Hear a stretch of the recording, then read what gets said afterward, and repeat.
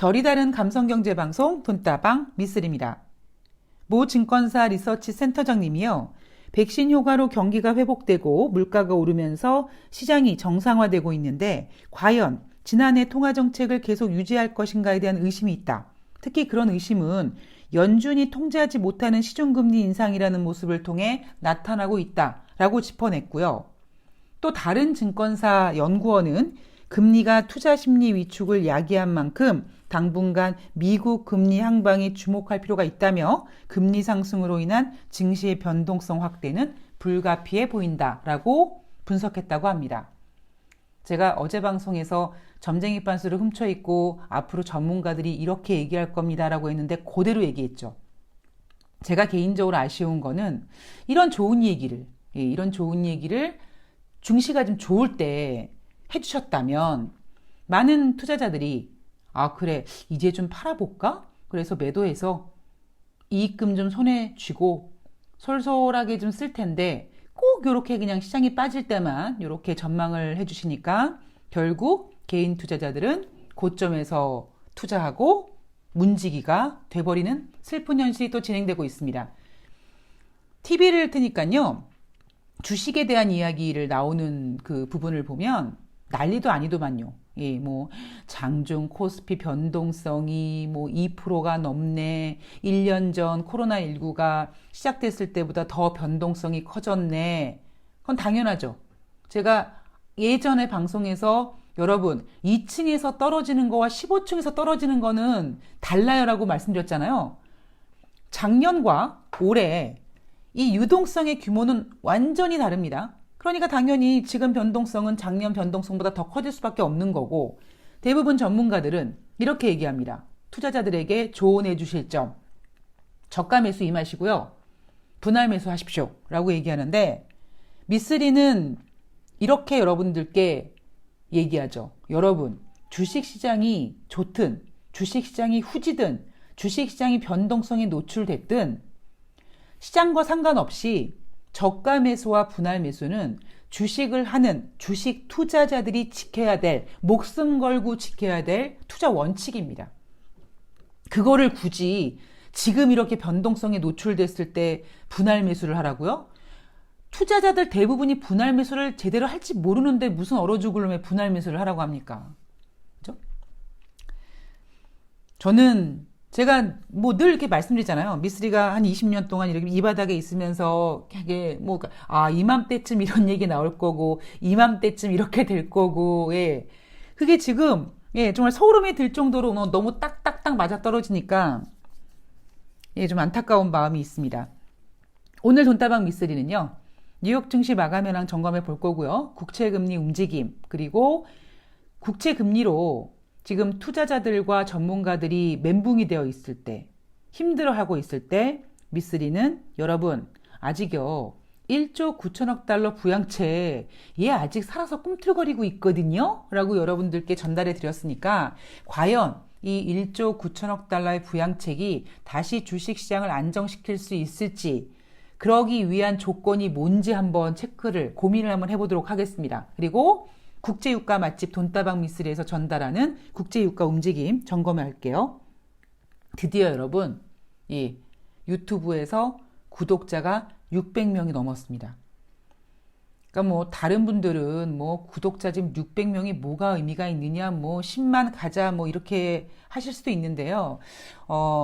팟빵이야. 제가 6년 동안 계속 꾸준히 방송을 올리니까 팟빵은 이미 그냥 어느 정도 이제 이 수준이구나라는 게 이제 됐고 유튜브 같은 경우에는 사실 이렇게 보여줘야 되는 영상이 좀 주된 이 채널이다 보니까 여전히 미쓰리는 목소리만 들려드리고 있는데도 불구하고 최근에 꾸준히 구독자분들이 늘어나고 있고 그리고 팬분들이 응원의 댓글과 좋아요를 열심히 눌러주셔서 미쓰리가 정말 힘이 납니다.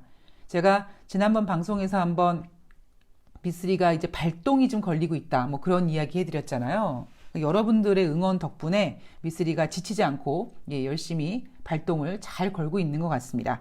자, 뉴욕 증시 먼저 볼게요.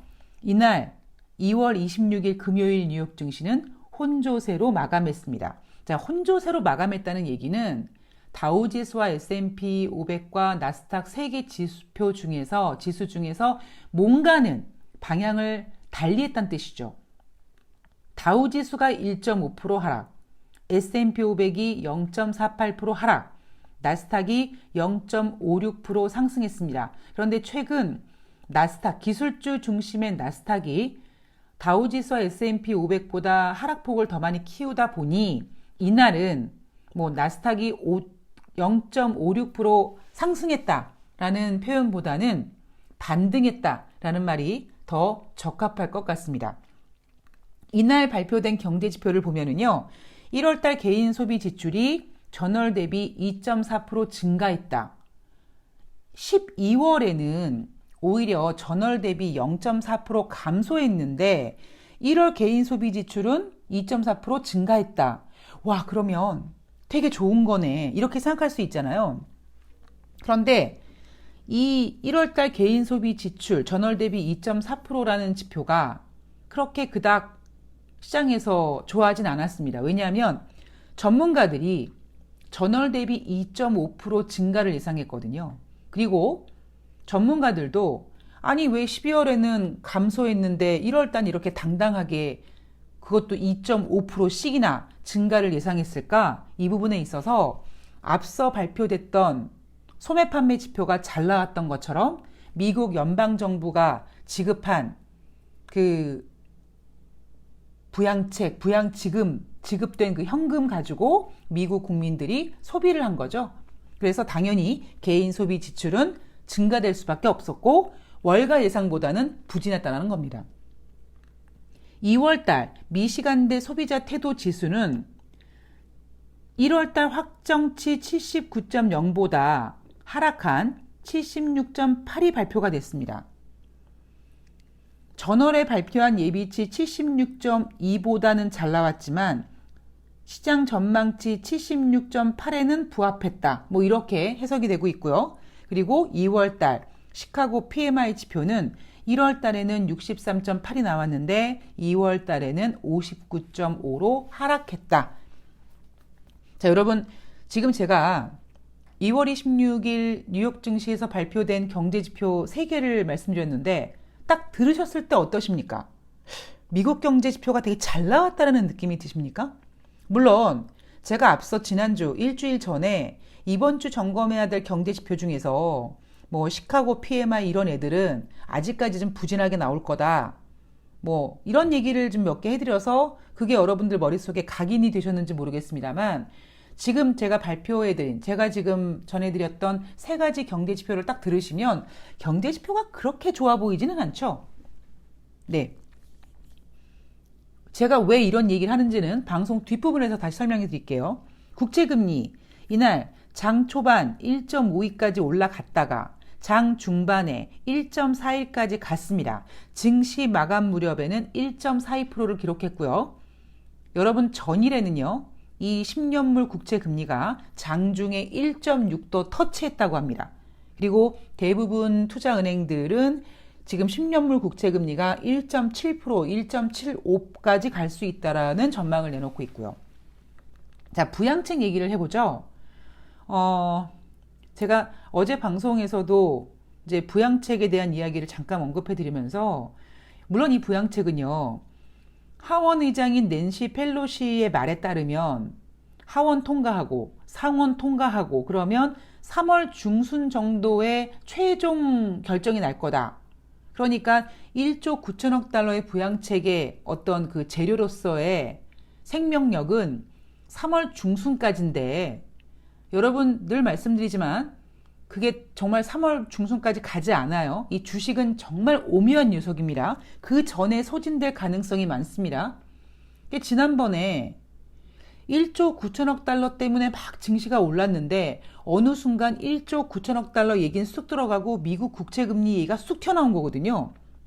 그래서 제가 여러분 스포트라이트가 지금 국채금리에 비춰져 있는데요. 1조 9천억 달러 재료 있습니다. 물론 초반에 보였던 팔딱팔딱 화로 같은 에너지는 없지만 아직까지 저 아직 호재로서의 재료 있어요. 괜찮아요. 나 아직 살아있어요. 라는 게 있으니까 절대 여러분들 그걸 놓치시면 안 된다라는 얘기를 해드렸습니다. 자, 주요 외신들은요, 미국 하원이 1조 9천억 달러 부양책을 이날 최종 가결할 예정이다라고 보도했습니다. 자, 그러면 최종 가결되겠죠. 조 바이든이 쏘아올린 부양책이고 하원을 장악하고 있는 민주당이 당연히 통과시킬 겁니다. 그 다음의 스케줄은 어떻게 되느냐? 하원에서 가결이 된 다음에 상원에서 논의가 될 예정이고, 잠시 전에 말씀드렸던 것처럼 상원에서 뭐 결의되고 통과되는 과정에서 그냥 일사천리로 딱 통과되긴 조금 어려울 것 같고요. 그리고 제 생각에는 일사천리로 통과될 재료라고 해도 일부러 좀 이렇게 틀어서 조금 긴장감도 좀 유지하고, 조금 이렇게 시간을 끌 가능성을 배제할 수가 없다라는 얘기를 종종 해드렸습니다. 상원에서 지금 그러니까 브레이크라기보다는 이제 딴지를 좀 거는 게 뭐냐면, 최저임금 인상안은 예산 조정 방식의 이번 부양책에 포함될 수 없다고 판단하고 법안 수정이 좀 돼야 될 것 같다라고 딴지를 걸고 있다고 합니다. 그러니까 만약에 이 외신 보도에 따르면 최종적으로 27일 안에 1조 9천억 달러의 부양책이 미국 하원에 최종 가결이 되면 이제 3월 달에 상원으로 넘어갈 거고요. 상원에서 바로 결의하고 바로 가결되는 게 아니라 상원에서 야, 이거 법안 수정해야 될 것 같아. 해야 돼 말아야 돼. 해야 돼 말아야 돼. 이렇게 기싸움이 펼쳐지겠죠. 그리고 1조 9천억 달러의 부양책이 반드시 가결되게끔 해주는, 그 등 떠밀어주는 게 뭡니까 여러분? 부진한 경제지표입니다. 경제지표가 잘 나오면 안 돼요. 지금 경제지표가 잘 나오면 일단 10년물 국채금리가 들썩거리고요. 그리고 경제지표가 잘 나오면 그거 1조 9천억 달러 그거 그렇게까지 막 해야 돼? 물론 하긴 하겠지만 이거 수정하고 저거 빼고 이거 덜고 하면 남는 게 없으니까 1조 9천억 달러의 부양책이 최종 가결되기 위해서 가장 필요한 건 여러분 부진한 경제지표입니다. 제가 조금 전에 그랬잖아요. 여러분 개인 소비 지출, 이거 개인 소비 지출도요, 부양책을 써서 연방정부에서 지급한 현금을 손에 쥔 국민들이 돈을 써서 이렇게까지 만들어준 지표입니다. 그러니까 부양책의 필요성에 힘을 실어주는 지표겠죠. 미시간대 소비자 태도 지수 같은 경우에는 전월 발표한 예비치, 예비치보다는 좋았지만 전월 확정치보다는 안 좋았단 말이에요. 그러니까 이게 부양책 필요할 것 같아. 그리고 시카고 PMI 지표 같은 경우에는 얘네는 안 좋을 거라고 얘기했으니까. 그래서 제가 아까 여러분들께 경제지표 3개를 말씀드리면서 여러분 이 경제지표를 딱 3개 들었을 때 어떤 느낌이 드십니까? 좋다는 느낌이 드십니까? 아닙니까? 라고 여쭤본 게 바로 그런 이유입니다. 자, 그렇다면 미쓰리의 생각을 조금 더 보여드리면 1조 9천억 달러의 부양책은 아직까지 살아서 움직이고 있다. 그러면 분명히 상원에서는 법안 수정 가능성을 제시하면서 시간을 좀 끌 거고, 그 1조 9천억 달러의 부양책이 최종 가결되기 위해서 힘을 실어주기 위해서는 뭐가 필요하다? 부진한 경제지표가 필요한 겁니다.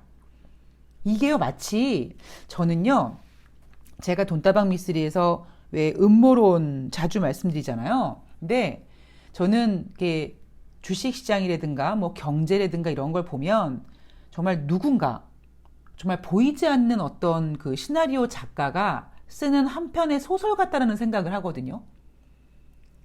만약에 미쓰리의 생각이 맞다면 분명히 이제 2월 말 전에, 그러니까 3월 전에 하원에서 1조 9천억 달러 부양책이 최종 가결될 거고 상원으로 넘어가면 지금 벌써 법안 수정 가능성 얘기 나오니까 일사천리로 쫙 가결시키는 게 아니라 상원에서 민주당과 공화당이 갑론을박하면서 막 툭탁툭탁 하면서 얘기를 하겠죠. 그러면 투자자들은, 시장은 1조 9천억 달러 부양책이 반드시 가결되게 돼야 되고, 그러기 위해서 필요한 것은 부진한 경제지표고, 부진한 경제지표가 발표될 때가 언제냐면 여러분 3월 초입니다. 왜 3월 초인 줄 아세요, 여러분? 3월 초에 뭐가 발표됩니까? 당장 3월 5일 날 미국은 2월 달 실업률, 고용지표가 발표됩니다. 지금 현재 미국의 실업률은 6.3%예요. 그죠? 그러면 비농업 고용자 지수, 뭐 평균 임금 이런 거 시장 예상보다 부진하다. 야, 이거 아직까지 미국 고용이 좀 안 좋은 것 같아. 그럼 어떤 느낌이 드십니까? 예, 부양책이 반드시 필요하다는 생각이 듭니다. 여기에다가 또 뭐 2월 마켓 PMI 지표가 발표가 됩니다. 그리고 제조업 지표도 발표가 됩니다. 여기에다가 3월 3일 연준 베이지북이 공개가 됩니다. 그러면 과연 연준이 공개하는 베이지북에 지금 미국 경기 좋다라고 나오겠습니까? 여전히 코로나19 때문에 경제가 안 좋다라는 지표들이 쭉 나오겠죠. 그러면 앞으로 3월 초 같은 경우는요, 이제 경제 지표가 예상보다 부진하다, 그러니까 예상치를 좀 높여놓고 예상치보다 부진하다고 얘기해서 아직 경제 지표가 크게 좋지 않다, 그런 이슈만 나와주면 지금 2월 마지막 주, 뭐 여러분들께서 댓글 달아주신 거 보니까 정말 힘든 시간을 보내셨다고 하는데, 이렇게 힘든 시간을 보내게 했던 미국의 국채금리는 고개를 좀 떨굴 겁니다. 그리고 고용지표라든가 제조업지표, 뭐 PMI 지표, 뭐 그다음에 뭐 제조업지표 이런 지표들이 조금만 부진하다면 지금 상원에서 이제 법안 수정을 해야 되니 많이 그래서 시간을 끌고 좀 지지부진하고 좀 불안감을 조성했을 때 이 불안한, 이 부진한 경제지표가 1조 9천억 달러의 부양책의 최종 가결을 위해 힘을 실어주겠죠. 그러면 만약에 지금 제가 제시한 시나리오가 맞다면 3월 초의 증시는 1조 9천억 달러의 부양책이 다시 날개를 필 거고, 그리고 지금 이렇게 힘들게 만들었던 국채 금리의 이슈는 조금 잦아들 가능성이 높지 않겠습니까? 그럼 또 전문가들은 또 그러겠죠. 1조 9천억 달러 부양책 써가지고 다시 증시가 좋아질 거라고 얘기할 겁니다. 자, 국제유가로 넘어갈게요. WTI가 배럴당 2.03달러, 3.2% 하락해서 61.50달러로 마감을 했습니다. 자, 지금 국제유가 상승 이유가 뭡니까, 여러분? 경제 회복에 따른 수요 회복 기대감입니다. 백신 주사 맞고 뭐 계절적인 요인도 있고요. 코로나19가 이제 종식될 것 같으니까 코로나19가 종식되면 비행기도 많이 뜨고 배도 많이 왔다 갔다 하고, 당장 봄철 되면 미국의 드라이빙 시즌도 있고 막 가게들, 공장도 막 돌아갈 거고, 그러면 작년보다 유가를 훨씬 더 많이 쓸 거다. 수요 증가 기대감 때문에 지금 국제유가가 60달러까지 올라간 거고, 또 하나 텍사스 이상 한파로 미국의 원유 생산 차질, 즉 공급 차질 우려감 때문에 국제유가가 60달러 선 위에서 놀고 있는 겁니다. 그런데 이날 국제유가가 하락한 이유는 달러 강세에 있고요. 어떤 분께서 이런 댓글 올려주셨더라고요. 정말 달러 때문에 외국인들이 우리나라 이렇게 사고팔고 하는 거가 확인됐다고. 맞다니까요. 그러니까 제가 어제 방송에서 그랬잖아요, 여러분. 제가 20년 동안 주식이랑 연애하면서 남자 새끼들, 뭐 바람 피는 놈들, 뭐 좀 뭐 모질이한 놈들, 이런 놈들 만나가지고 그냥 그 놈들 머릿속, 마음속 읽으려고 얼마나 제가 많은 에너지를 뽑았겠습니까? 그런데 남는 건 없거든요? 근데 주식이랑 20년 동안 연애하면서 주식의 마음을 읽으니까 남는 게 있다라는 거죠. 여러분들께 이렇게 제가, 자신감을 가지고 방송을 할 수 있게끔 그 어떤 에너지를 주식시장이 줬더라고요. 자, 달러 강세 때문에 이날 국제유가가 하락했다.